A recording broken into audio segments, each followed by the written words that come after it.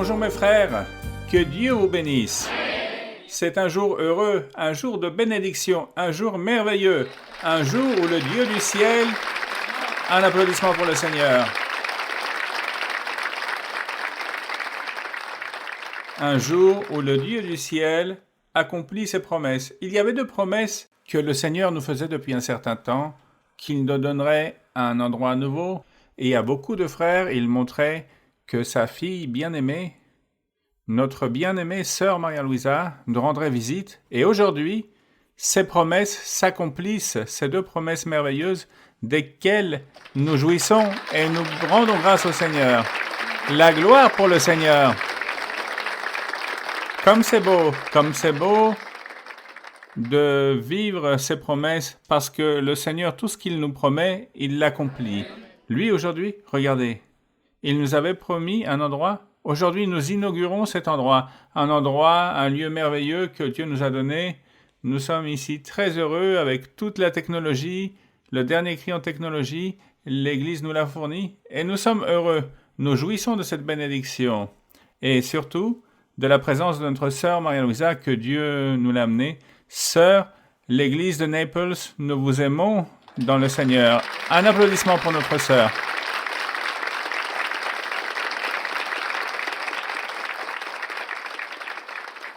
Nous allons prier le Seigneur. Dieu béni, Père glorieux, Père éternel, Père saint, Dieu éternel et merveilleux, parfait. Tu vis, Seigneur, tu es grand. Ton amour, ta miséricorde, ton pouvoir. Toi qui as créé le monde, Seigneur, et l'univers entier. Toi qui, par ton amour immense, tu nous as récupérés. Nous étions perdus, éparpillés peut-être. Et toi, tu nous as trouvés. Et tu nous as menés ici pour nous purifier, pour nous montrer un chemin merveilleux, pour nous donner la paix dans nos vies, la joie, la paix, le bonheur. Merci Seigneur pour tant de bonté. Tu nous as laissé une prophète ici, au milieu de ton peuple, pour qu'elle nous enseigne, pour qu'elle nous indique ce qui te plaît, ce qui ne te plaît point. Seigneur, elle nous enseigne à t'aimer. Elle nous enseigne à chercher tes chemins du salut. Et pour cela, nous te donnons la gloire, la louange et nous te remercions. Seigneur, que ce peuple soit ta complaisance, ce peuple qui a le cœur disposé pour toi, que tu soutiennes et tu bénisses ton Église dans les plus de 115 pays où est l'Église, dans les plus de 1500 temples de l'Église où l'on prêche ton évangile. Bénis, Seigneur, ton Église. Bénis ta fille bien-aimée, notre sœur Maria-Louisa. Bénis-nous aussi. Libère-nous, Seigneur. Délivre-nous. Dispose nos cœurs pour toi, pour que nous t'aimions et nous nous convertissions à toi. Mais nous avons besoin que tu nous délivres parce qu'il y a beaucoup de liens. Remplis-nous toujours de toi, nous te le demandons, au nom de notre Seigneur Jésus-Christ. Amen. Vous pouvez vous asseoir, mes frères. Je voudrais aujourd'hui souligner aussi la belle visite que notre Dieu du ciel, qui nous aime tant, qu'il nous promettait, qu'il allait nous amener sa fille bien-aimée. Et aujourd'hui, elle est ici. Quelle grande bénédiction! Un applaudissement pour notre sœur Maria-Louisa. Vous voulez chanter au Seigneur? Nous allons chanter un hymne très beau, l'hymne 213, La vigne et les sarments.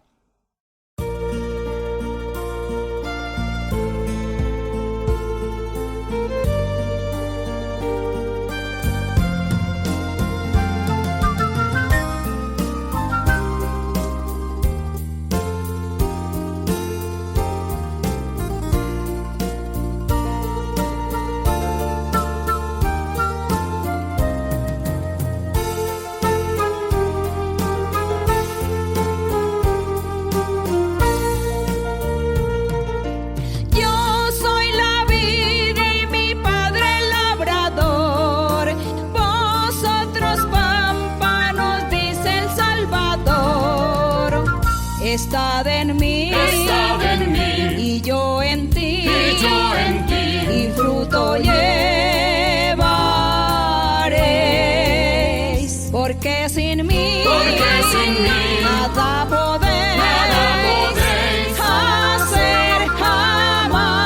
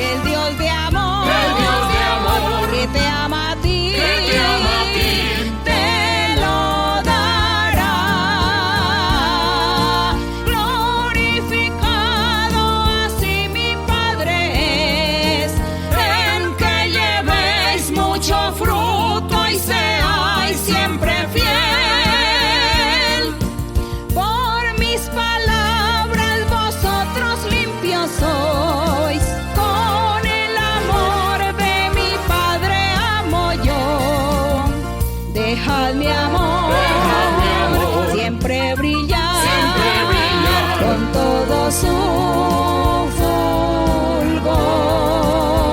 Grato será obedecer mi voluntad.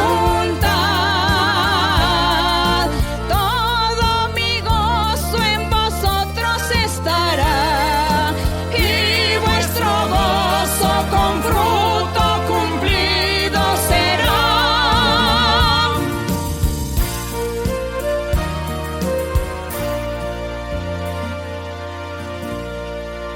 La gloire et l'honneur soient pour notre Seigneur. Comme c'est beau, comme c'est merveilleux ce que nous vivons dans l'Église, comment Dieu nous guide. Je vais vous rapporter un rêve qu'a eu une sœur hier. Une sœur nous rapportait qu'elle rêvait que nous étions ici à l'Église. La sœur connaît l'Église, ici, ce local nouveau. Mais elle rêvait que ici, à côté de ce côté, il y avait un train très beau qui venait, avec les couleurs bleues et blancs. Très beau. Ce train était immense, immense. Il arrivait jusqu'à la 75. Et ce train arrivait rempli de personnes. Et ce train s'est arrêté ici. Quand la personne qui le conduisait est descendue, ici, c'était notre bien-aimée sœur Maria-Louisa, qui conduisait ce merveilleux train. La gloire pour le Seigneur. Levons-nous, mes frères, chantons un cantique au Seigneur. Nous allons chanter un cantique simplement, parce que ce qui est plus important, c'est ce que va nous enseigner notre sœur Maria-Louisa. Vous voulez entendre notre sœur Maria-Louisa? Bien sûr, nous sommes venus pour cela. Nous allons chanter le cantique numéro 18. Dieu est ici. Louange à notre roi, bénis le Seigneur. Glorieux pour toujours le roi. Tu vis, tu règnes, Seigneur. Tu es merveilleux, tu es très bon, merveilleux et parfait. Louange au Seigneur, bénis le Seigneur, glorifié éternellement et pour toujours. Tu vis, Seigneur, tu règnes. Dios está aquí, qué precioso es, Él lo prometió donde hay dos o tres. Dios está aquí, qué precioso es, Él lo prometió donde hay dos o tres. Quédate, Señor, quédate, Señor, quédate, Señor, en cada corazón. Quédate, Señor, quédate, Señor, quédate, Señor, en mí. Oh Cristo mío, hazme mi alma un altar para adorarte con devoción.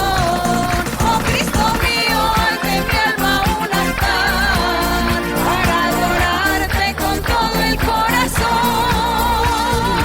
Dios está aquí, qué precioso es, Él lo prometió donde hay dos o tres. Dios está aquí, qué precioso es, Él lo prometió donde hay dos o tres. Quédate, Señor, quédate, Señor, quédate, Señor, en cada corazón. Quédate, Señor, quédate, Señor, quédate, Señor, en mí. Oh Cristo mío, hazme mi alma un altar para adorarte con devoción. Oh Cristo mío, hazme mi alma un altar para adorarte con todo el corazón.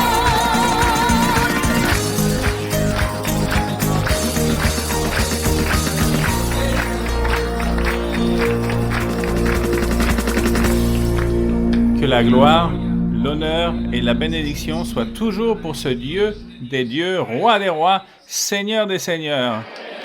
Gloire pour notre Seigneur.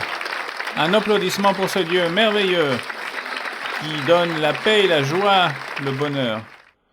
Bien-aimée sœur Maria-Louisa, l'Église de Naples vous aime de tout son cœur, sœur.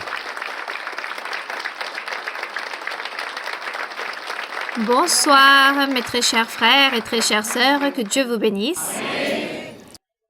Nous rendons grâce au Seigneur tout d'abord pour nous avoir permis d'avoir ce lieu car je sais que depuis très longtemps, avoir des salles comme celle-ci, c'est très difficile, mais Dieu nous donnera le meilleur plus en avant, un lieu encore plus grand. Car de toute façon, l'Église du Seigneur continue à s'accroître. C'est le Seigneur qui se charge d'apporter les personnes, qui se charge de convertir les cœurs. Et nous voyons l'accroissement de l'Église dans le monde entier. Peut-être vous n'en rendez pas compte par le fait de ne pas recevoir toutes les informations comme je les reçois. L'ouverture de tant d'églises dans différents lieux. En Colombie, par exemple, c'est un endroit où dans tous les villages, on peut dire dans tous les villages, dans toutes les villes et quartiers, il y a l'église. Vous pouvez vous asseoir, mes frères et sœurs. Et nous allons ouvrir la Bible dans la première épître de Jean. Nous allons honorer le Seigneur avec cette lecture. Nous allons réaliser la méditation dans la première épître de Jean, chapitre 1. Rappelons-nous que Jean fut un disciple du Seigneur Jésus-Christ. Il a marché avec le Seigneur sur la terre, avec les autres apôtres. Nous devons le prendre en compte pour ainsi, de cette façon, mieux comprendre cette lecture. Et Jean est un grand témoin de tous les vécus, de tous les faits que le Seigneur a vécus. C'est pourquoi il est écrit ici dans ce premier chapitre, verset 1, « Ce qui était dès le commencement ». Et qu'est ce qui était dès le commencement? La parole de vie, la parole de Dieu. Ce que nous avons entendu au sujet de qui? Du Seigneur Jésus-Christ. Ce que nous avons vu de nos yeux. Ici, Jean est en train de rendre témoignage qu'il fut témoin, disons, de cette présence de notre Dieu, autant qu'être humain appelé Jésus-Christ. Jean fut témoin, c'est pourquoi il parle de cette façon si merveilleuse. Ce que nos yeux, il dit ce que nous avons contemplé et nos mains ont touché. Il peut dire que nous avons touché le Seigneur. Concernant la parole de vie. Jésus-Christ, cette parole de vie. Car la vie a été manifestée. La vie, c'est Jésus-Christ. Il s'agit de la vie éternelle.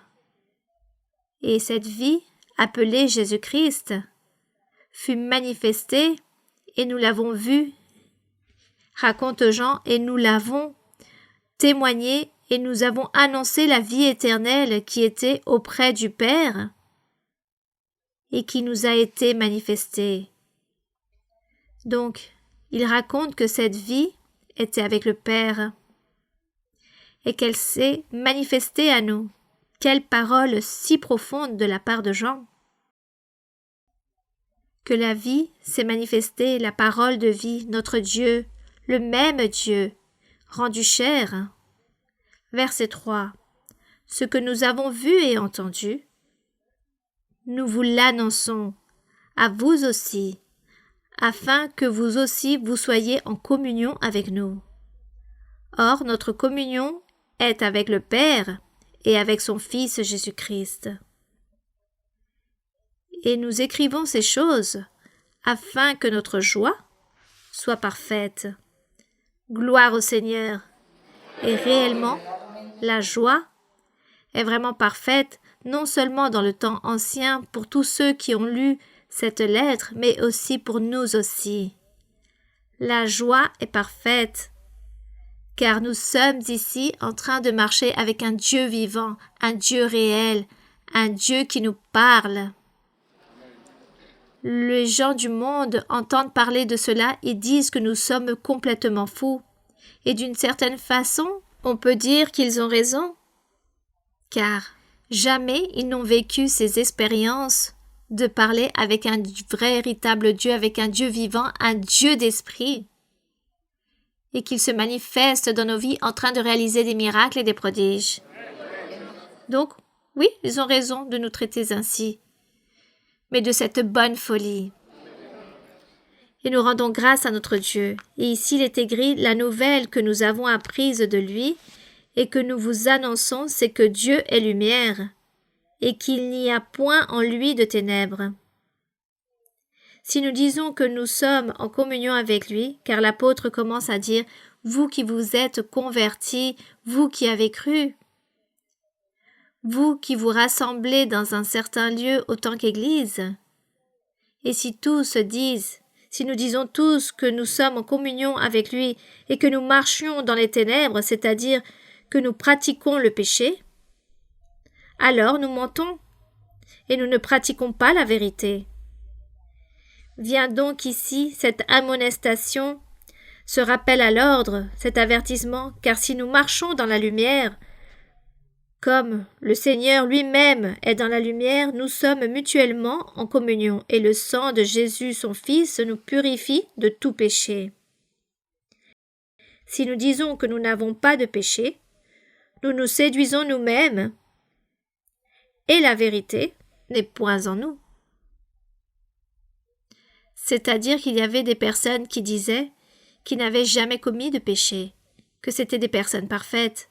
Ces personnes mentaient, car le seul fait de ne pas savoir qu'il existait ou que le Seigneur Jésus-Christ est venu pour prêcher son évangile et dire aux personnes qu'il fallait croire en lui, autant que chemin qui mène au salut et qu'il fallait croire en lui autant que Dieu est le Fils de Dieu, juste avec ce fait que les personnes ignoraient, cela était suffisant pour Dieu considérer qu'il marchait dans le péché. Et le Seigneur raconte, lorsqu'il est venu pour venir à ce monde, c'est parce qu'il l'a vu et observé toute l'humanité. Dans les psaumes, il est écrit que le Seigneur a observé toute l'humanité et qu'il n'y avait pas un seul qui fasse la volonté de Dieu. Il n'en existait pas un seul, et si le Seigneur l'a dit, cela est ainsi. Les gens pouvaient dire « Moi je suis saint, parfait, je ne commets pas de péché ». Mais ils étaient en train de briser la loi, comme si nous prenions l'exemple des parents de Jean-Baptiste, ou par exemple aussi des parents, autant qu'humains, des parents du Seigneur Jésus-Christ, Joseph et Marie, de ce sacrificateur Zacharie, car nous avons lu les évangiles, nous avons vu toutes ces personnes dans la Bible, qu'il s'agissait de personnes justes, et comme elles étaient justes, le Seigneur les a remplies de sa grâce, et c'est pourquoi Dieu leur a donné ses bénédictions et toutes ses manifestations, pour qu'au milieu de ces personnages vienne Jean, le Seigneur Jésus-Christ, et Dieu puisse se manifester dans le monde. Donc, nous pourrions dire que les psaumes se trompent, car Dieu a vu que tous les fils de l'homme, il n'existait pas un seul qui fasse la bonne chose, mais tous ces personnages que je viens de nommer, même si c'étaient des personnes justes, ces personnes avaient brisé la loi, car personne n'accomplissait avec la loi de Moïse. Absolument personne. Tous brisaient cette loi. Les uns d'une manière et les autres d'une autre manière brisaient la loi de Moïse, même si parfois ce n'était pas totalement leur faute, car on ne leur enseignait pas. Leurs docteurs, leurs pasteurs, les prêcheurs de l'ancien temps, les sacrificateurs, qui étaient chargés, et ainsi que les pharisiens, tous étaient chargés d'enseigner la loi, mais ne enseignaient pas le véritable chemin, et c'est pourquoi les gens, les personnes, à cause de l'ignorance, n'accomplissaient pas avec la loi. Et de ce fait, le fait d'être peu instruits au niveau de la doctrine, ils étaient considérés comme malfaiteurs, même si Dieu disait qu'ils étaient justes, car dans leur cœur, ils attendaient la miséricorde de Dieu. C'est pourquoi Dieu a dit « Ce sont des personnes justes, la famille de Jean, Zacharie, tous étaient justes. » Mais ils enfreignaient la loi, car ils ne l'accomplissaient pas. Ainsi s'accomplissent ces psaumes qui racontent qu'il n'y en avait pas un seul qui fasse des choses correctes. C'est pour cela que le Seigneur Jésus-Christ est venu. Puis ici, Jean prêchait à toutes les personnes. Je pense qu'il y avait des juifs et des non-juifs dans ce groupe de personnes qui écoutaient. C'est pourquoi il leur disait « Beaucoup d'entre vous disent que vous n'avez pas commis de péché et que vous accomplissez avec tout le reste. au pied de l'être, mais cela n'est pas ainsi. Vous devenez menteurs, car maintenant, le véritable chemin est le Seigneur Jésus-Christ. Car la loi de Moïse n'est plus ce véritable chemin qui mène à la vie éternelle, mais Jésus-Christ. Et si vous ignorez cela, alors vous devenez menteurs en disant que vous êtes parfaits et que vous n'êtes pas remplis de péché. De cette façon, nous le comprenons ici, lorsque dans le verset 8, Jean raconte « Si nous disons que nous n'avons pas de péché, nous nous séduisons nous-mêmes, et la vérité n'est point en nous. Mais si nous confessons nos péchés, il est fidèle et juste pour nous les pardonner et pour nous purifier de toute iniquité. Si nous disons que nous n'avons pas péché, nous le faisons menteur, et sa parole n'est point en nous. Il s'agit donc de la vérité. Ce que Dieu dit, cela est ainsi. C'est juste que nous, les êtres humains, parfois nous ne comprenons pas. Parfois nous n'arrivons pas à comprendre cette terminologie, ce qui est écrit dans les psaumes et dans les prophètes. Mais notre Dieu est amour et miséricordieux de toute façon, et il est toujours là, prêt à nous écouter, mais aussi, il est toujours là prêt pour agir. Je pense que les frères et sœurs là-bas parlent anglais, et vous recevez l'interprétation. Pour tous les groupes qui se trouvent là, de grandes salutations, je vous aime avec tout mon cœur et que Dieu vous bénisse énormément aujourd'hui. Que Dieu vous bénisse grandement. Je n'ai pas pu apprendre l'anglais et je dis que je ne peux plus apprendre l'anglais. Je n'ai plus l'âge pour apprendre cette langue. Mais Dieu connaît toutes les langues. Le Saint-Esprit parle toutes les langues. Il vous bénit comme il me bénit à moi. Il vous aime tous. Que Dieu vous bénisse.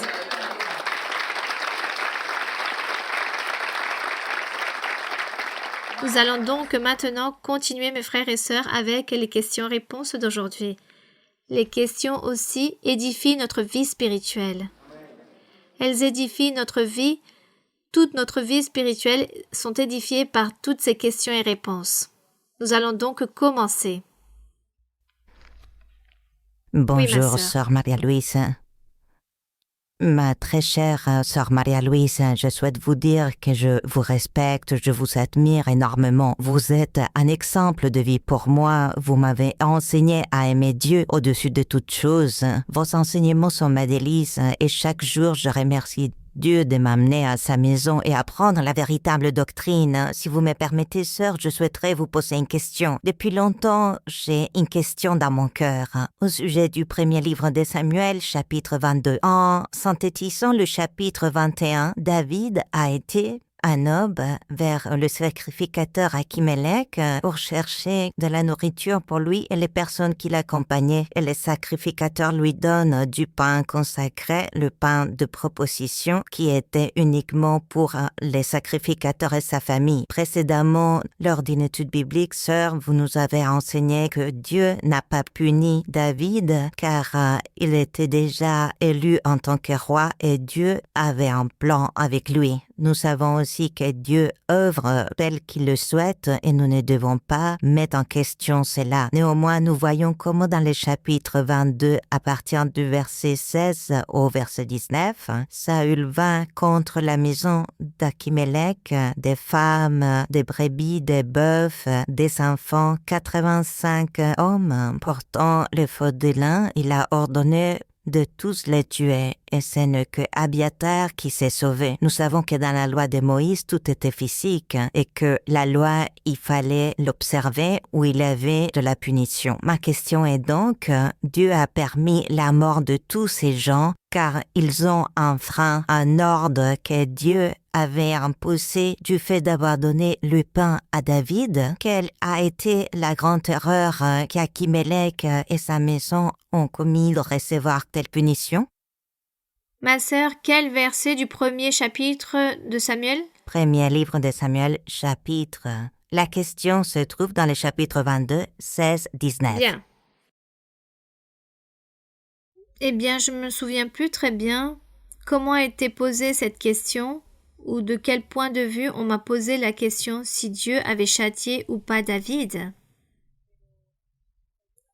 Mais sûrement on m'a demandé si David, disons, en commettant ses fautes, si Dieu l'avait châtié.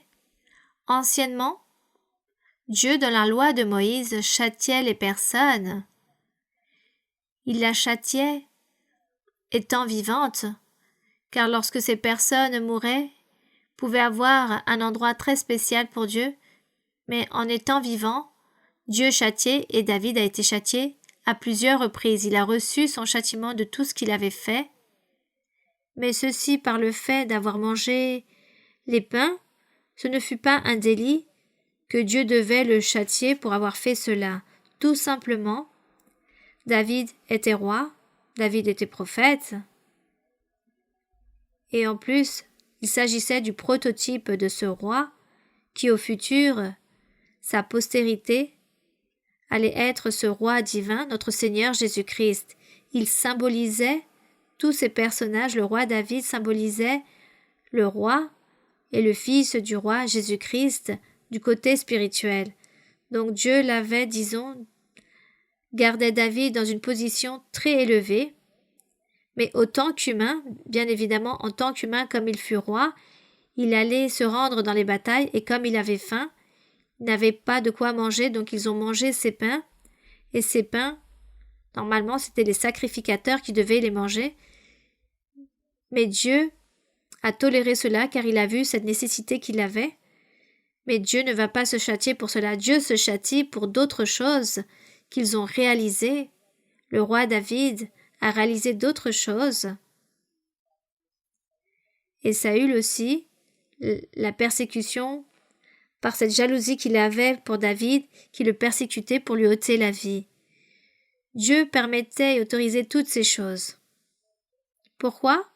Eh bien, nous ne savons pas pourquoi Dieu a autorisé toutes ces choses, sûrement pour que nous puissions nous rendre compte que Dieu autorise certaines choses. Si c'est une personne appelée par Dieu comme David qui avait reçu cet appel, Saül aussi a eu cet appel, et cependant, autant qu'humains, ils ont échoué, ils ont fait des choses désagréables devant Dieu, donc Dieu les a châtiés. À tous deux, il a envoyé un châtiment différent, mais Dieu a châtié. Et ici aussi, il y a eu un grand châtiment lorsque Saül s'est rendu compte que le sacrificateur avait nourri David, ainsi que ses 300 hommes, me semble-t-il, qui marchaient avec lui. Alors Saül s'est irrité et a demandé qu'on leur ôte la vie, et à un grand nombre aussi de sacrificateurs. Il s'agit d'une faute très grave qu'a commis Saül, et David a donc dû être persécuté de cette façon, et Dieu l'a permis ainsi pour qu'il prie, comme nous aussi aujourd'hui. Aujourd'hui, nous sommes persécutés par le diable. Le diable nous persécute en utilisant les personnes, les circonstances de la vie. Bon, tant de choses le diable utilise pour nous persécuter. Le diable peut utiliser et réaliser un accident, ou des ennemis, ou peut envoyer des calomnies, ou envoyer aussi des ennemis, des voleurs, des malfaiteurs, pour commettre la méchanceté, le mal contre nous. Le diable fait tout cela. Il cherche tous les médias pour nous persécuter. Il utilise aussi les maladies pour nous persécuter, pour nous faire du mal. Le diable utilise aussi les sorcelleries, les envoûtements.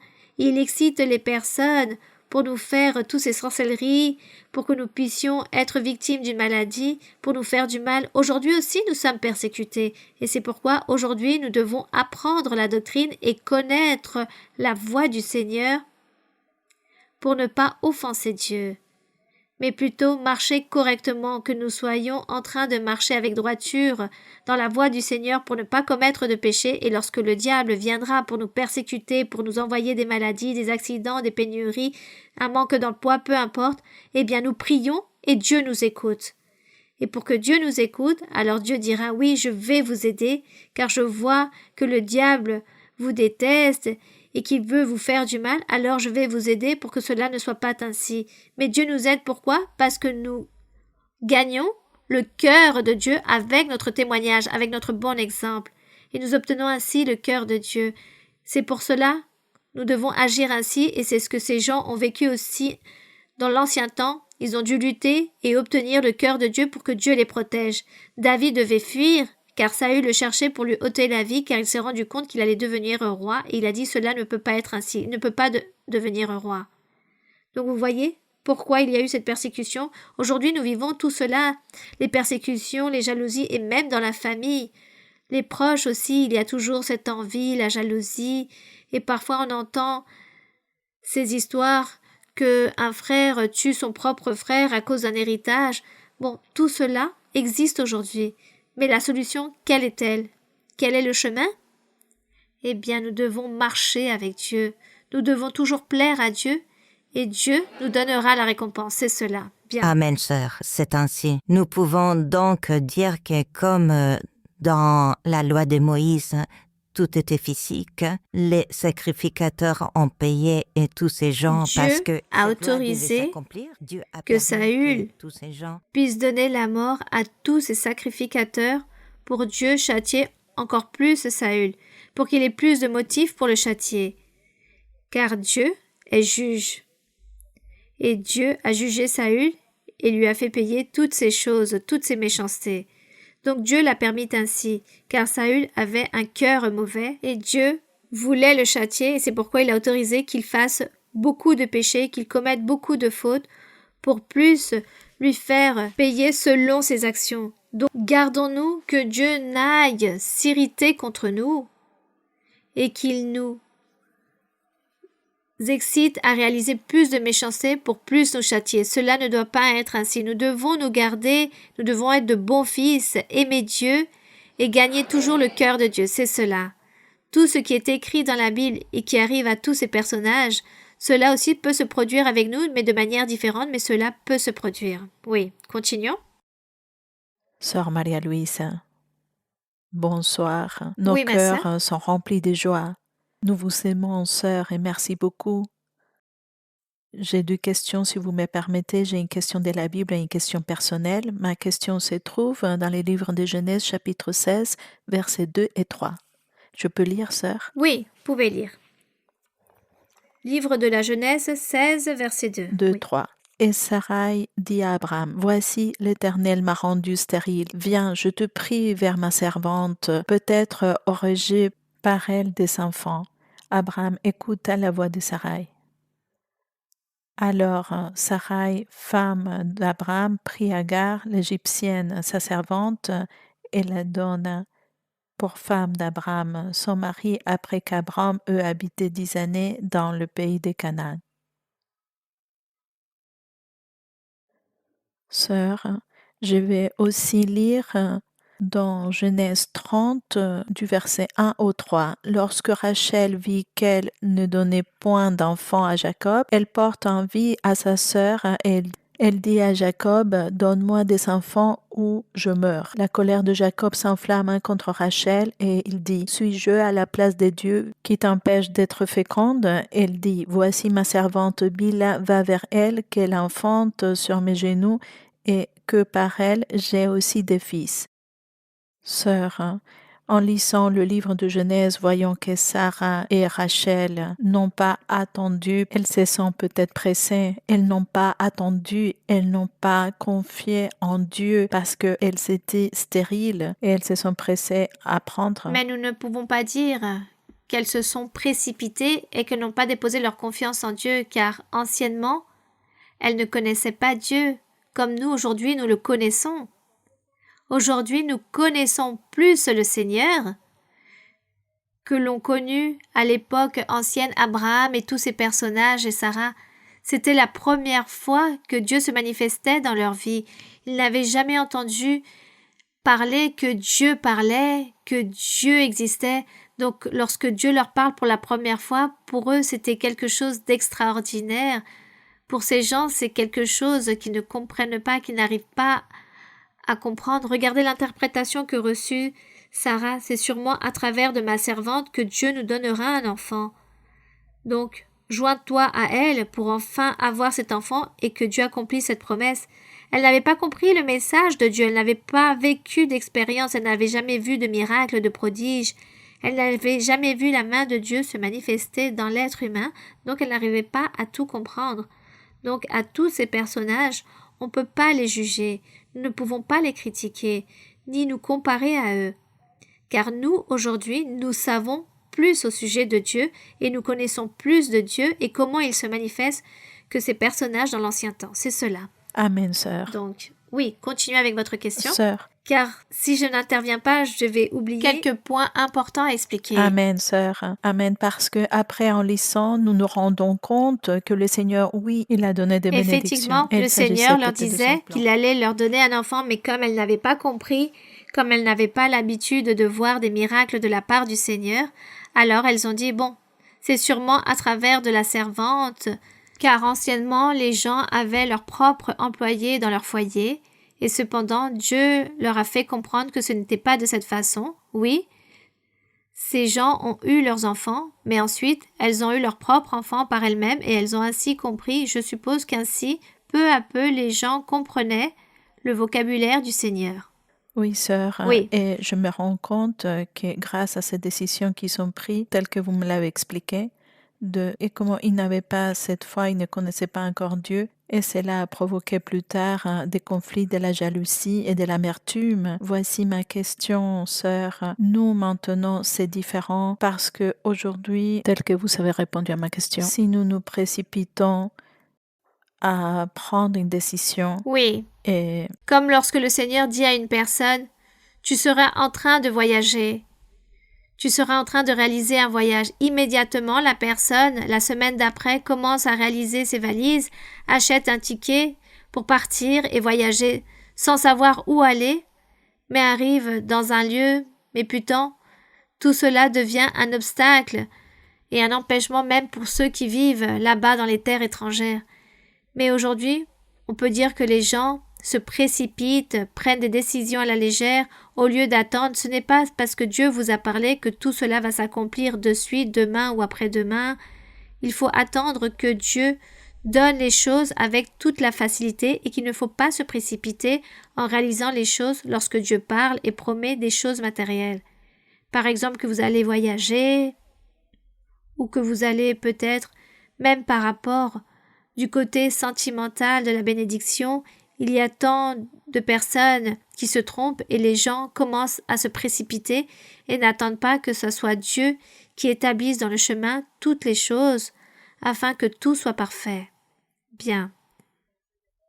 Mais de toute façon, nous lisons toutes ces choses et nous apprenons.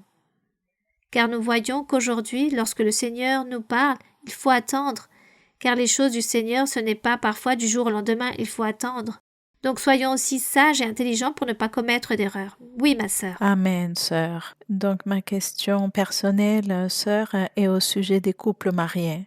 Les tièdes, quand par exemple, au fil des années, dans l'assemblée, j'ai vu des couples mariés où l'épouse souhaite se convertir véritablement, changer sa vie du monde. Cependant, l'époux est tiède, il vient un jour oui, un jour non, mais il est plus attiré par le monde. Et le cas contraire, l'époux qui souhaite donner des fruits, qui est sur le processus d'échanger, mais l'épouse aussi, elle écoute les prophéties, ses promesses s'accomplissent, mais elle est tiède. Donc, sœur, ma question est, s'il vous plaît, sœur, si vous pouvez nous enseigner ces personnes qui souffrent tant parce qu'ils disent comment je vais faire, comment je vais divorcer de mon époux, parce que ces personnes apprennent que le foyer, c'est la représentation de notre Seigneur Jésus-Christ. Ces personnes sont donc tourmentées car ces personnes ne veulent pas suivre leur époux, car Dieu leur a changé leur cœur, mais cela devient une très grande préoccupation pour eux. Le Seigneur les guide, mais sœur, si vous pouvez nous donner cette parole, sœur, pour que nous puissions aller de l'avant, de la main de Dieu, avec beaucoup de sagesse, car ces situations sont plusieurs. S'il vous plaît, sœur, je vous aime dans le Seigneur et quelle bénédiction de vous avoir ici, sœur.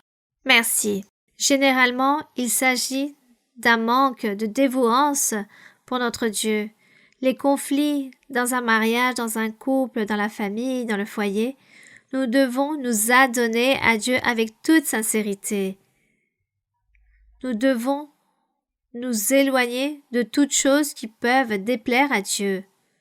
Nous devons réfléchir. Nous devons faire une analyse de notre vie, réfléchir et voir nos défauts, nos faiblesses. Qu'est-ce que je suis en train de faire de manière incorrecte? Comment mène-je ma vie devant Dieu?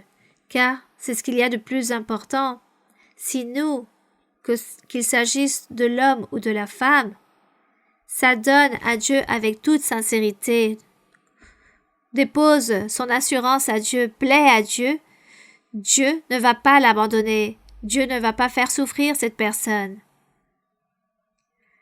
Alors, lorsque vous voyez que vous êtes en train de prier, que vous allez à l'église, que vous demandez la prophétie, car parfois les personnes vont à l'église pour demander la prophétie, voir s'il y aura une solution à leur problème, mais le problème persiste, alors analysez-vous et regardez en quoi vous êtes en train de manquer à Dieu, car Dieu récompense celui qui est juste. Sachez cela, mes frères et sœurs, que Dieu récompense celui qui est juste. Et si c'est lui qui souffre et qu'il est juste, alors Dieu le récompensera et lui donnera la victoire. Si c'est elle qui est juste, Dieu récompensera cette personne, lui donnera la victoire et lui donnera la solution à ce problème familier. Mais si vous, tous deux, vous êtes en train de manquer à Dieu, l'un parce qu'il vient tous les jours à l'église, cela ne signifie pas marcher correctement devant Dieu.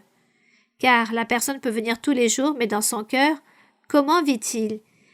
Est-il en train de manquer à Dieu? Comment mène-t-il sa vie, ses actions, son comportement? Vous devez examiner si vous êtes une personne menteuse, remplie d'orgueil, remplie de colère, remplie de vaines paroles, remplie de mauvaises pensées, de mauvaises attitudes. Vous voyez, si vous faites des choses non loyales, alors tout cela, si vous êtes rempli de toutes ces choses, n'attendez pas que Dieu vienne vous bénir et qu'il va vous donner la victoire pour donner une solution à ce problème familier. Il faut donc s'adonner à Dieu. Un jour, quelqu'un me demandait qu'est-ce que cela signifie s'adonner à Dieu. Et s'adonner à Dieu, c'est s'éloigner du mal, du péché, c'est s'éloigner des choses mauvaises, des rancunes, des irritations, du mensonge, s'éloigner de toutes ces passions de la vie mondaine qui nuit et souille la vie spirituelle. Tout cela, c'est changer et s'éloigner pour Dieu et vivre pour Dieu. Donc, de cette façon, Dieu vous donnera la victoire, le triomphe, et vous, avec votre prière, cela sera suffisant. Vous n'avez même pas besoin de venir et qu'on vous donne la prophétie. Tout simplement, vous vous mettez à genoux, vous priez le Seigneur, Dieu vous écoutera, il vous aidera. Mais vous devez gagner le cœur et la grâce divine pour que Dieu écoute votre prière. Par expérience, je le dis et je l'enseigne. Et je suis certaine de tous les vécus, de tous les exemples et de toutes les expériences que je vis dans ma vie avec les personnes de l'Église, avec toutes les choses j'ai pu apprendre, que beaucoup de personnes ne se convertissent pas au Seigneur et viennent ici à l'Église et mènent 10, 15, 20 ans dans l'Église et cela est très triste, ces personnes ne sont pas converties à Dieu. Elles mènent leur vie remplie de péchés, une vie mondaine. C'est pourquoi Dieu s'éloigne et ne bénit pas. Et après cela apparaissent les séparations, les divorces. C'est cela, mes frères et sœurs. Il faut s'adonner à Dieu, il faut aimer Dieu. Et aimer Dieu et s'éloigner de toutes choses mauvaises pour que nous puissions nous remplir de grâce, pour que Dieu dise « Tu es mon véritable fils et je ne vais pas permettre que le diable vienne ici établir des choses mauvaises pour que ton partenaire vienne te faire souffrir. Non, car je vais donner une solution à ton problème.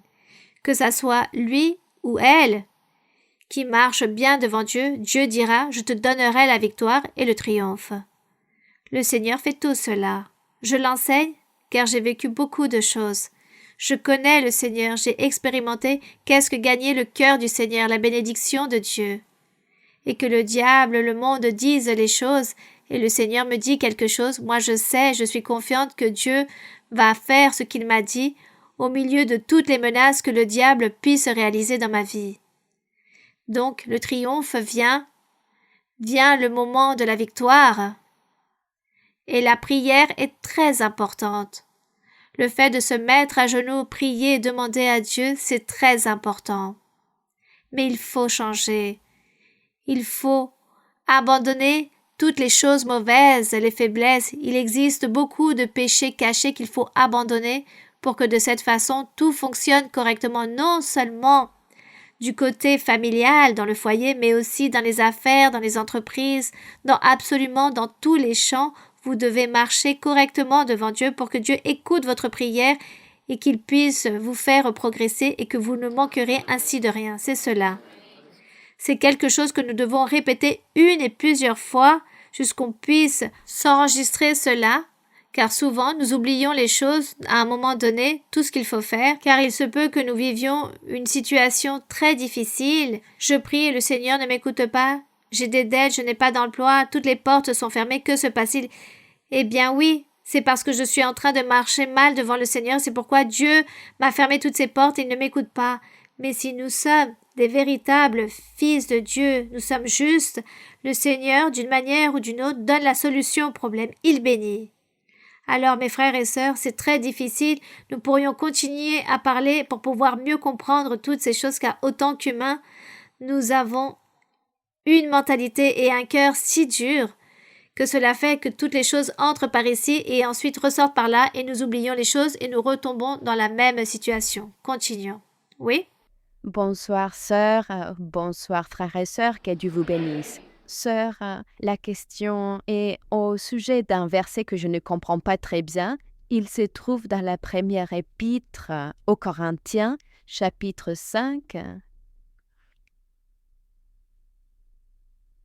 Première épître de Corinthiens 5, oui. Je vais lire, sœur, du verset 1 au verset 5. Oui. On entend dire généralement qu'il y a parmi vous de l'impudicité et une impudicité telle qu'elle ne se rencontre pas même chez les païens. C'est au point que l'un de vous a la femme de son père, et vous êtes enflé d'orgueil, et vous n'avez pas été plutôt dans l'affliction afin que celui qui a commis cet acte fût ôté du milieu de vous.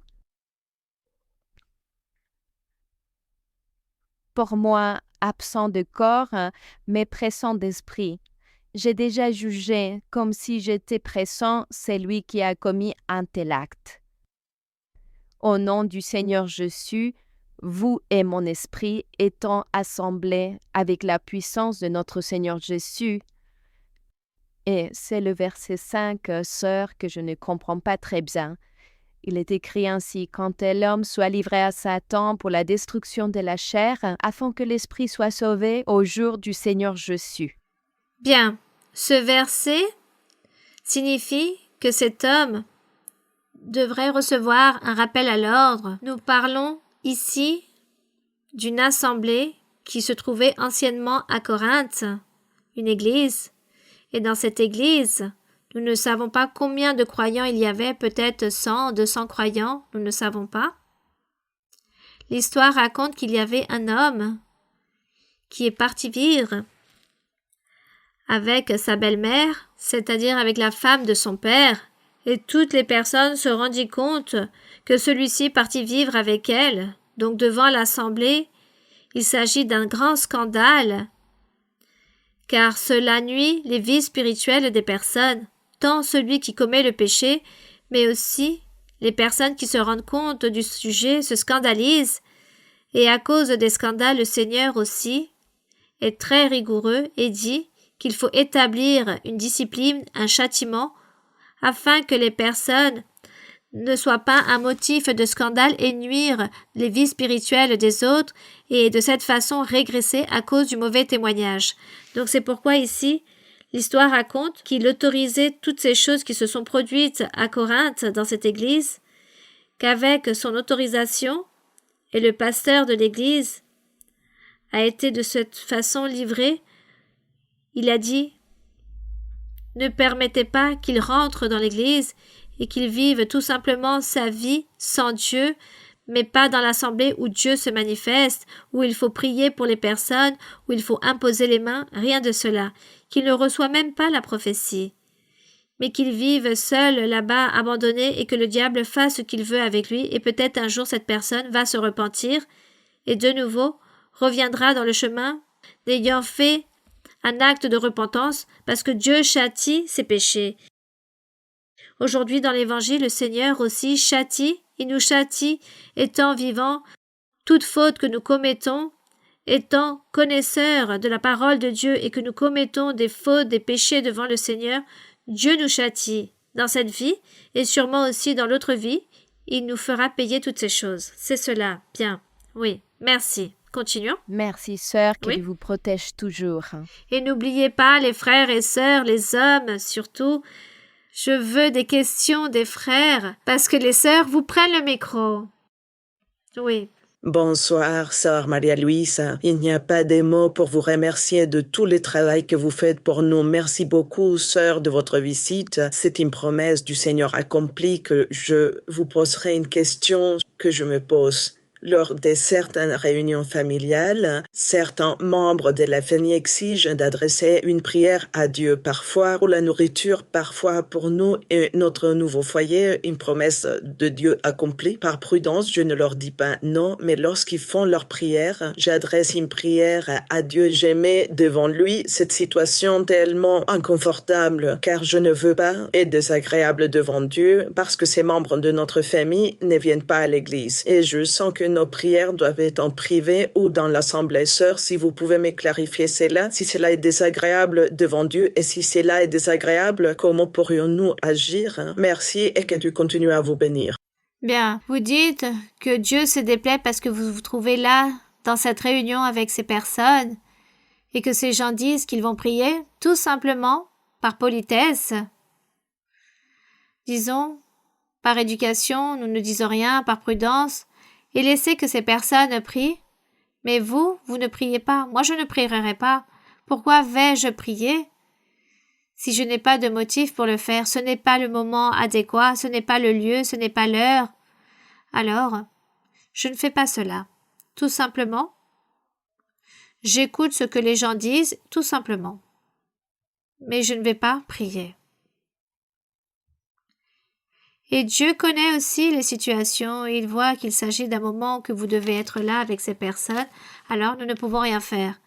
Mais moi, mon témoignage, le bon exemple que je peux leur donner, c'est ce qui vaut.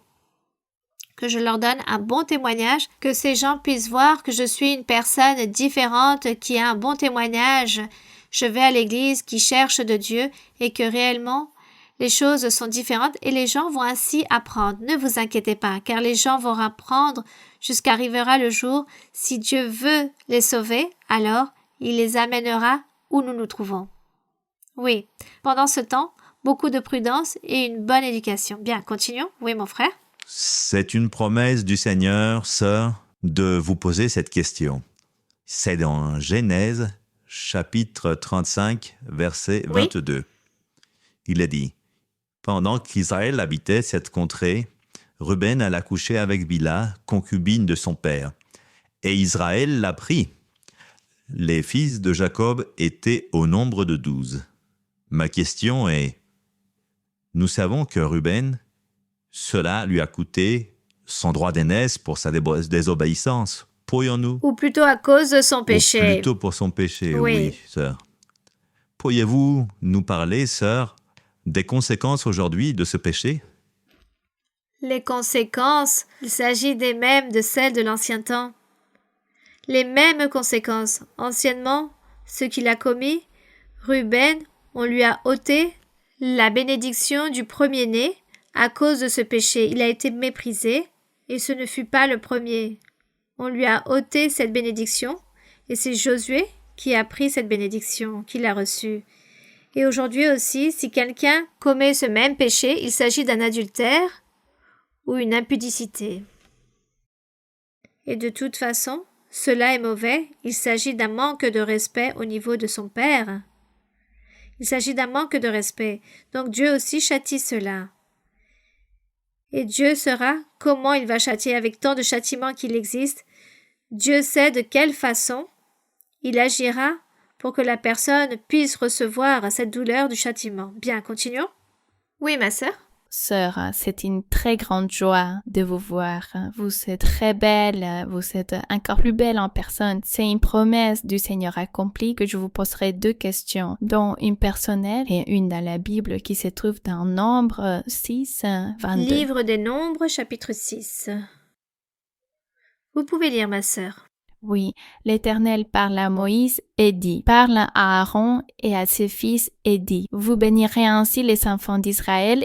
Vous leur direz, que l'Éternel te bénisse et qu'il te garde, que l'Éternel fasse luire sa face sur toi et qu'il t'accorde sa grâce, que l'Éternel tourne sa face vers toi et qu'il te donne la paix. C'est ainsi qu'ils mettront mon nom sur les enfants d'Israël et je les bénirai. Ma question est, comment pourrions-nous changer notre manière de parler et de penser, par exemple, dans la culture colombienne? Plusieurs parents disent à leurs enfants, tu vas rien faire quand il s'agit des buts ou des objectifs professionnels ou d'études.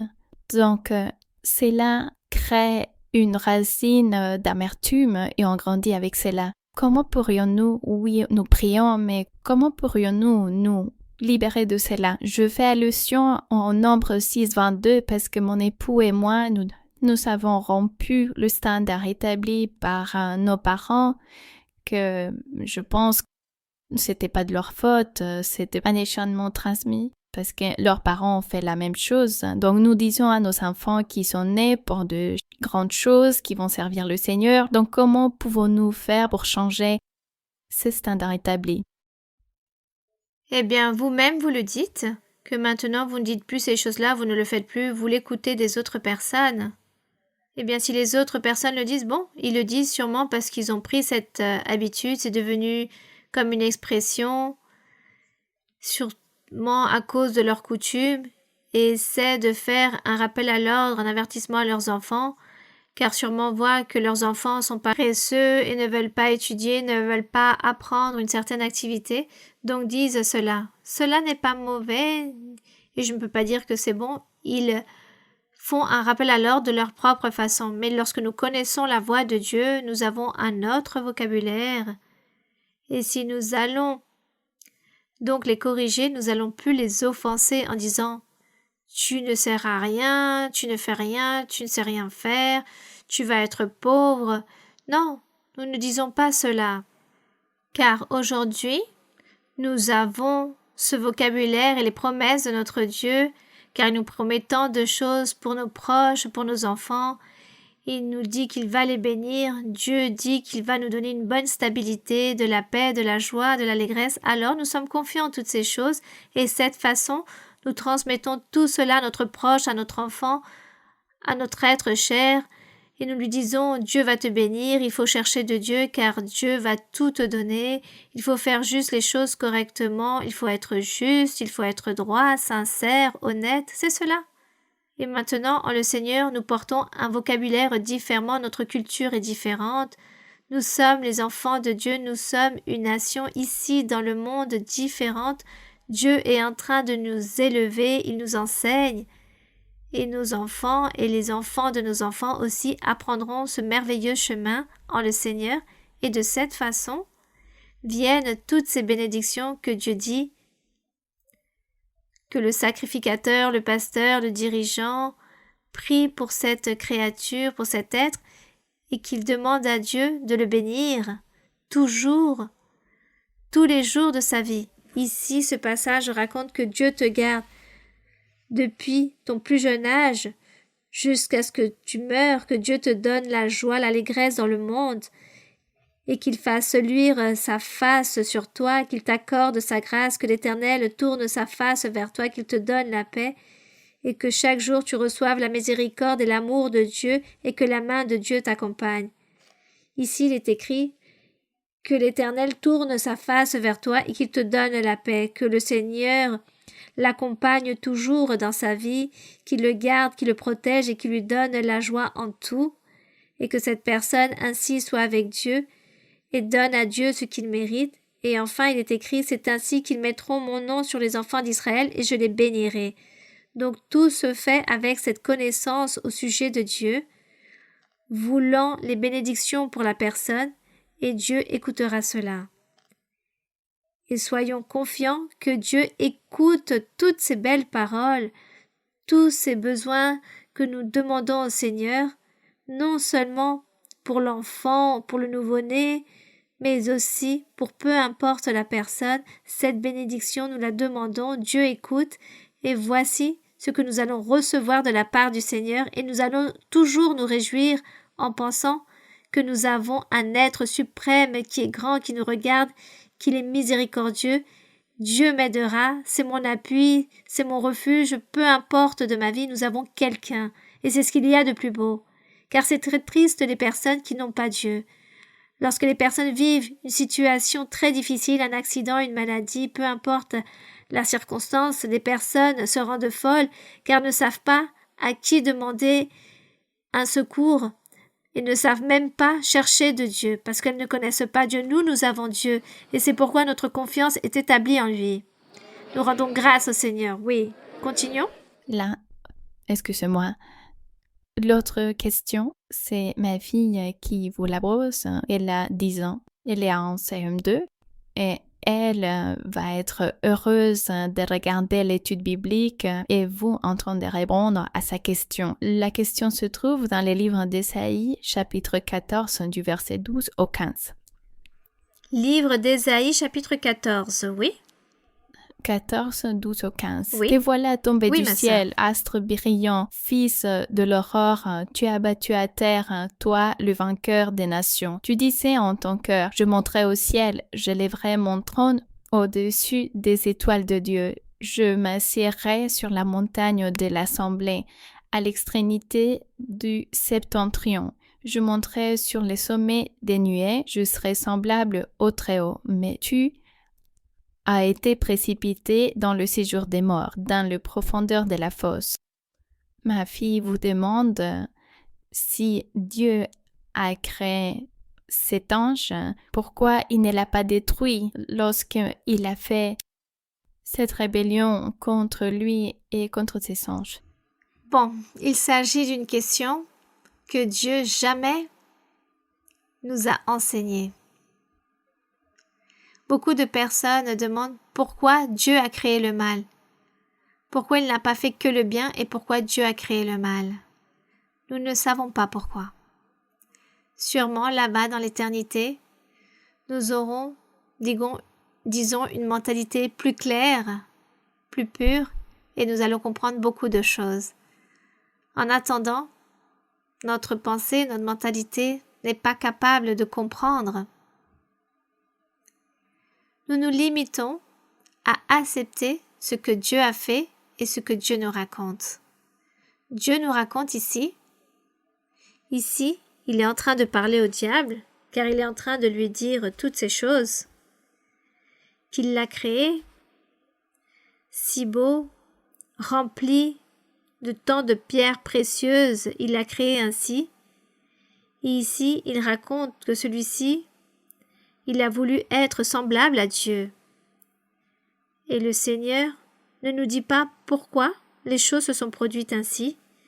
S'il s'agit d'un équilibre, nous ne savons pas s'il s'agit d'un équilibre. Bon, tant de choses qui existent dans le monde et nous voyons qu'il y a toujours un équilibre. Il y a le bon et le mauvais, les choses belles, les choses moins belles, les choses petites, grandes. Bon, parce qu'il doit exister un équilibre. Mais ici, au sujet de la divinité de notre Dieu, nous ne savons pas pourquoi le Seigneur, apparemment, a créé cet équilibre, mais cet équilibre, c'est pour les êtres humains. Pour que nous, les êtres humains, nous puissions ainsi peut-être tomber dans les bonnes choses ou dans les mauvaises choses. La seule chose que nous savons, que le bien triomphe et le bien est plus puissant que le mal. Et Dieu est plus puissant que le diable. Malgré qu'il existe des religions, car il y a beaucoup de confessions qui vénèrent le diable, il y a tous ces groupes sataniques qui vénèrent et honorent le diable. Cependant, le diable utilise aussi les sorcelleries, les malédictions, les envoûtements, utilise toutes ces choses cachées Cependant, nous qui sommes avec Dieu, le Seigneur nous donne le triomphe, c'est à nous. Il nous donne le triomphe. Et nous obtenons ainsi au-dessus. Nous recevons la victoire. Et nous ne connaissons pas cette réponse. Nous ne pouvons pas savoir que s'est-il passé. Peut-être un jour nous allons connaître la réponse. Je m'en souviens qu'un jour, un jeune me témoignait, un jeune qui est allé à l'église, à une étude biblique. Il racontait qu'il appartenait à des sectes sataniques.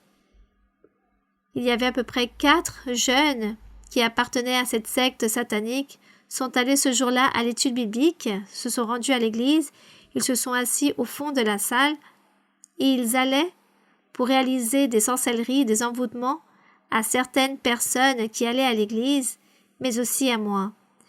Qu'ils allaient nous faire la méchanceté, ces 4 jeunes de cette secte satanique.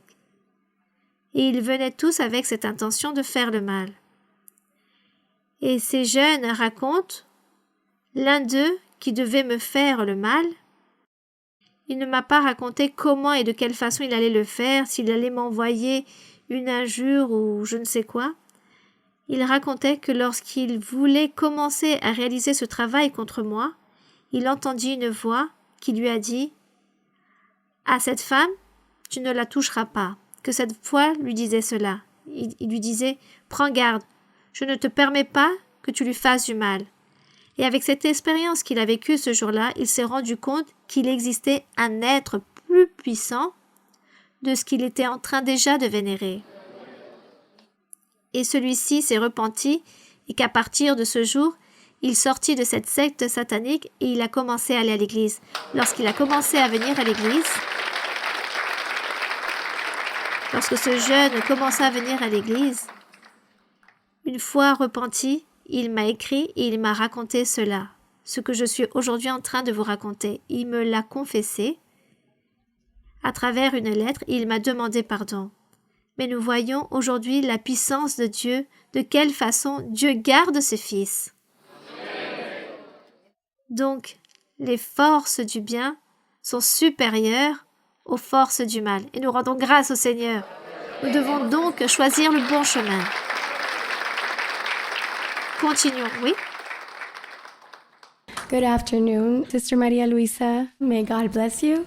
Bonjour, Sœur Marie-Louisa, que Dieu vous bénisse. It's a promise of God that I'll be asking you a question. C'est une promesse du Seigneur que je vous poserai une question.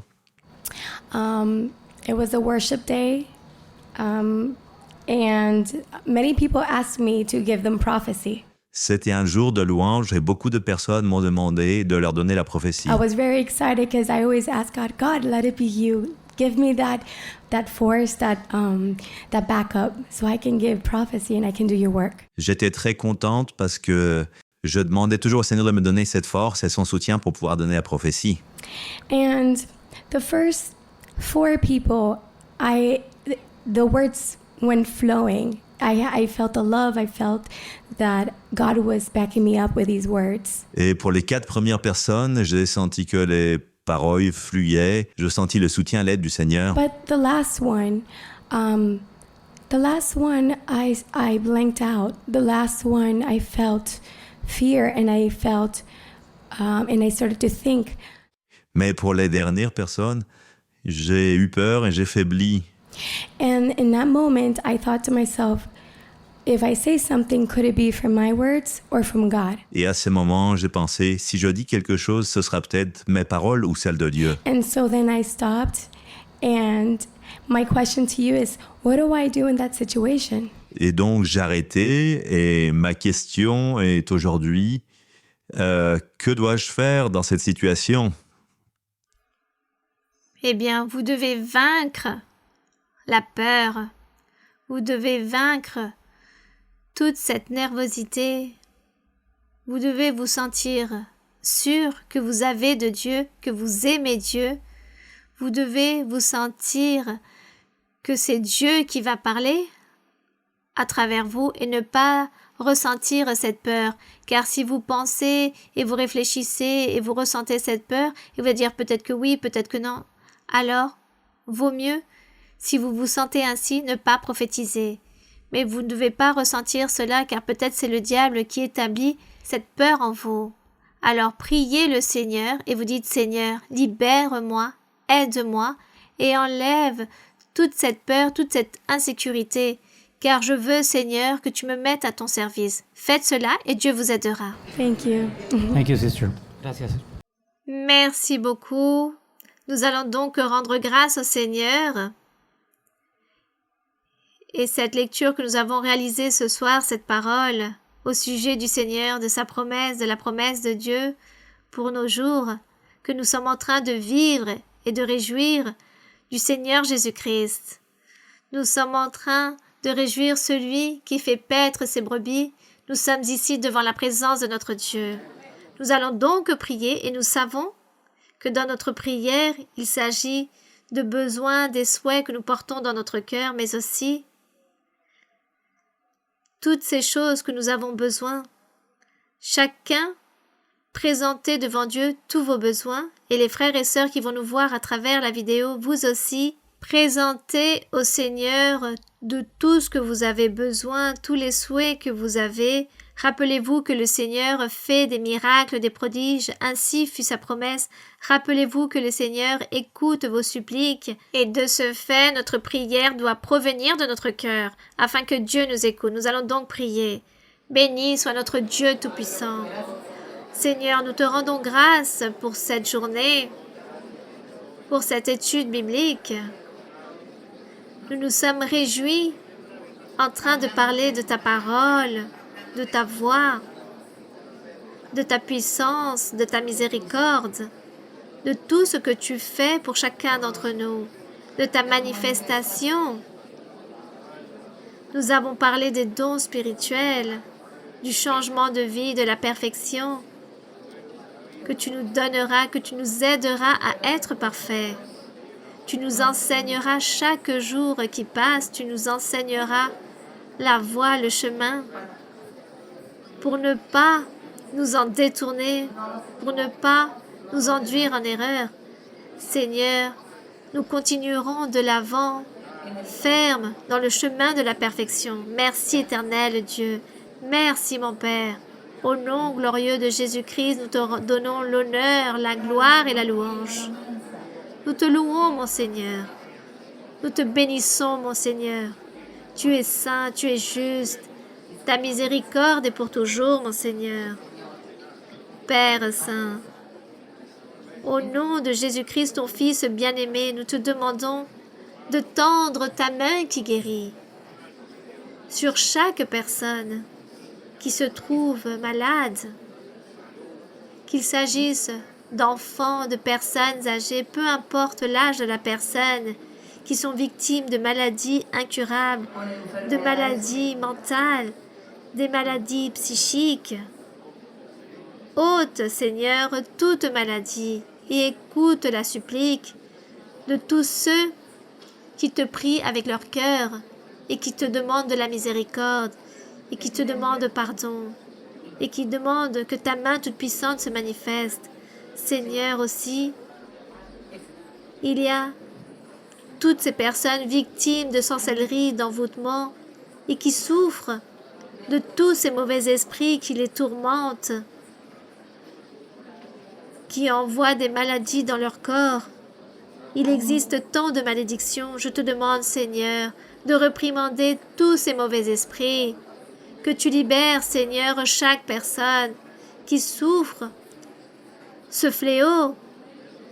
Libère, Seigneur, réprimande l'ennemi et chasse tout mauvais esprit. Seigneur, réalise des prodiges, des miracles dans nos vies et aide-nous.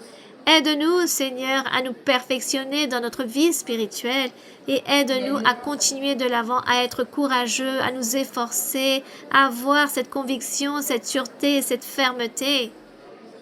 Être attentif dans ton chemin, mon Seigneur. Apprends-nous à prier, à savoir nous présenter devant toi. Aide-nous, Seigneur, pour que nous soyons tous convertis en ton nom, que nous puissions être convertis de tout cœur, que nous changeons notre vie, que nous fassions ta volonté et que nous te plaisions en tout. Seigneur, Tends ta main toute puissante, libère chaque personne, bénis Seigneur chaque personne, purifie chaque cœur, purifie chaque vie et résous tous les problèmes et toutes les difficultés que beaucoup de frères et sœurs sont en train de vivre, non seulement ici dans ce lieu, mais aussi tous ceux qui nous voient à travers la vidéo. Toutes ces personnes qui vivent des difficultés, des problèmes, résous Seigneur avec ta puissance, avec ton amour, avec ta miséricorde. Tends ta main, Seigneur, bénis chaque personne et donne-leur la consolation, la paix, la joie et l'allégresse dans leur cœur. Puissant est le Seigneur, tu es grand et juste. Et je sais, mon Seigneur, que tu es en train d'agir, et que tu es en train de purifier, et que tu es en train de bénir, et que tu es en train de guérir, et que tu es en train d'ôter des liens, tu es en train de chasser, de rompre toutes ces chaînes, mon Seigneur. Je le sais, mon Seigneur. Car toi-même, Seigneur, tu t'es manifesté pour purifier, guérir chaque personne. Merci, Seigneur, pour la victoire et le progrès que tu donneras à beaucoup. Merci, mon Père Saint, au nom glorieux de Jésus-Christ. Merci, Seigneur. Ta miséricorde, ta parole est véritable. Les louanges sont pour toi, l'honneur est pour toi, la gloire est pour toi. Béni soit notre Dieu. Au nom glorieux de Jésus-Christ, nous te louons, mon Seigneur. Nous te louons, mon Seigneur. Nous te bénissons, mon Seigneur. Nous te donnons l'honneur. Chasse toute affliction. Enlève, Seigneur, toute chose mauvaise. Chasse l'ennemi. Aide-nous, Seigneur, à progresser dans nos vies spirituelles. Aide-nous, Seigneur, à redresser nos vies spirituelles. Merci, Seigneur. Merci, mon Seigneur. Donne-nous la joie, le bonheur, l'allégresse, mon Seigneur. Merci, mon Père Saint. Au nom glorieux de mon Christ. Alléluia. Puissant, puissant est le Seigneur. El gozo del Señor mi fortaleza es. El gozo del Señor mi fortaleza es. El gozo del Señor mi fortaleza es. Y su gozo sin medida Él me da. Si tienes ese gozo puedes tú cantar. Si tienes ese gozo puedes tú danzar. Si tienes ese gozo puedes tú gritar. Y su gozo sin medida Él te da. El gozo del Señor mi fortaleza es. El gozo del Señor mi fortaleza es. El gozo del Señor mi fortaleza es. Y su gozo sin medida Él me da. Si tienes ese gozo puedes tú cantar. Si tienes ese gozo puedes tú danzar. Si tienes ese gozo puedes tú gritar. Y su gozo sin medida Él te da. Gloire au Tout-Puissant. Et nous rendons grâce au Seigneur. De grandes bénédictions tu donneras à ton peuple, à tes fils. Merci Seigneur, car toutes les bénédictions, j'ai donné beaucoup de bénédictions aujourd'hui. Il y aura beaucoup de changements dans certains, beaucoup de triomphes. Je donnerai à certains des bénédictions matérielles. Des bénédictions matérielles, je serai en train de donner. De grands changements viennent pour beaucoup. De grandes surprises s'approchent. Ne vous inquiétez pas, n'ayez plus d'affliction, car je ne vous ai pas abandonné. Je vous ai toujours regardé et observé, et je veux vous donner des bénédictions, et je veux vous donner des triomphes dans vos vies, dans tous les aspects.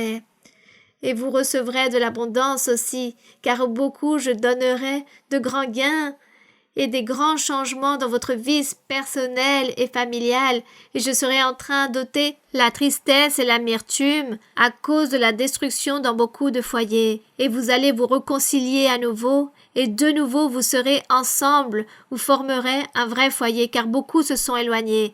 Mais je vais les ramasser et je les unirai, et je changerai les cœurs, et je redonnerai l'amour, la tendresse et la douceur dans tous ces couples qui sont tristes à cause de la séparation, car promptement je serai en train de réaliser ces miracles dans beaucoup.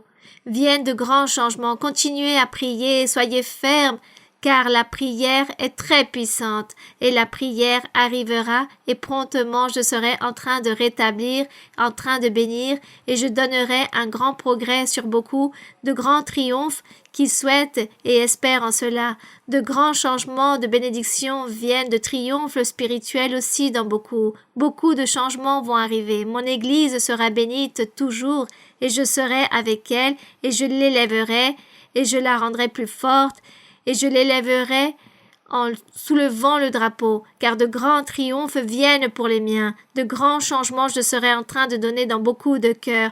J'ôterai les liens, j'ôterai les chaînes, je les romprai tous ces liens. Beaucoup sont délivrés et seront purifiés. Continuez, restez fermes, priez sans cesse. Merci Seigneur, merci mon Père. Merci mon Père Saint. Merci Père Céleste. Nous te rendons grâce, mon Seigneur Tout-Puissant. Merci, éternel Dieu. Merci, Seigneur, toi qui ôtes les tristesses, l'affliction. Merci, Seigneur. Tu ôtes chaque jour l'affliction. Tu ôtes la douleur, les angoisses sur beaucoup. Merci, Seigneur. Regarde les besoins de chacun. Ta miséricorde et ton amour, mon Père. Merci au nom de Jésus-Christ. Louange à ton nom. Que ton nom soit glorifié pour toujours. Alléluia. Merci, Seigneur. Toma por favor mi mano, Señor, contigo quiero ir. Con sangre aquí pagaste por mí, te quiero hoy servir. Anhelo poder lo malo vencer y en santidad vivir. Toma por favor mi mano, Señor, contigo quiero ir. Toma por favor mi mano, Señor, contigo quiero ir. Con sangre aquí pagaste por mí, te quiero hoy servir. Anhelo poder lo malo vencer y en santidad vivir. Toma por favor mi mano, Señor, contigo quiero ir. Nous rendons grâce à notre Dieu. Que mon Seigneur vous bénisse. Que Dieu vous bénisse, mes frères et sœurs. Merci beaucoup. Merci, merci et à très bientôt. Que Dieu vous bénisse tous et à très bientôt. Merci beaucoup. Merci.